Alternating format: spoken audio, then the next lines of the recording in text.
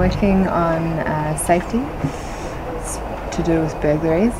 And now I'm working on this project which is to do with the alleyways in Eindhoven. So behind every house, every row house in Eindhoven, there is this tiny alleyway. And they're very strange kind of public-private non-spaces. Like everybody in a house owns a section, but nobody owns the whole alleyway. So it's very kind of overlooked piece of architecture in Eindhoven. And the alleyways, these sort of access points, which is this tiny little route here, are the access points for burglars. So most of the time people get burgled from these back alleyways. From the gardens? Yeah, from the gardens, because usually you can decide as a community if you want to put big huge doors up at so if this is the road, then you can put a gate here and a gate here, and it becomes a gated community. But in some places they don't want to do that because it's much too forced. You feel like you're living in a cage. And so in some places they have just put light. And this was kind of the start of my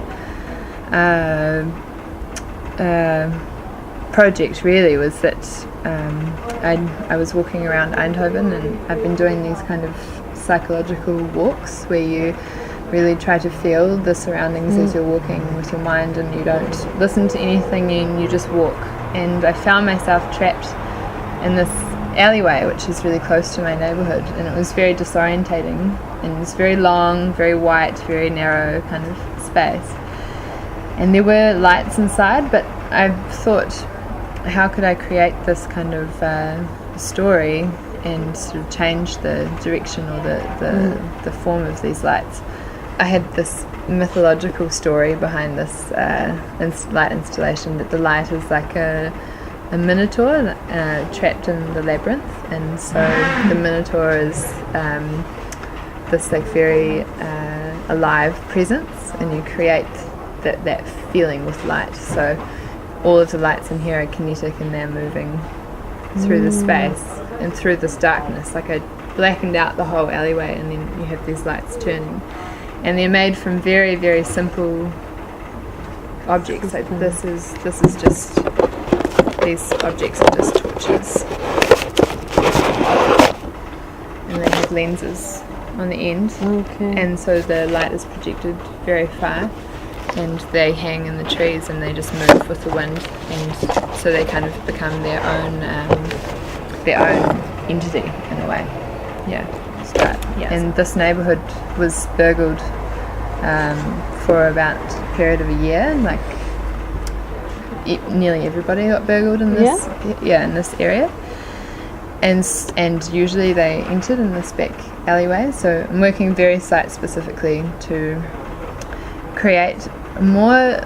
It's not really about stopping a burglar, it's about connecting these people in a way that they haven't been connected before. Because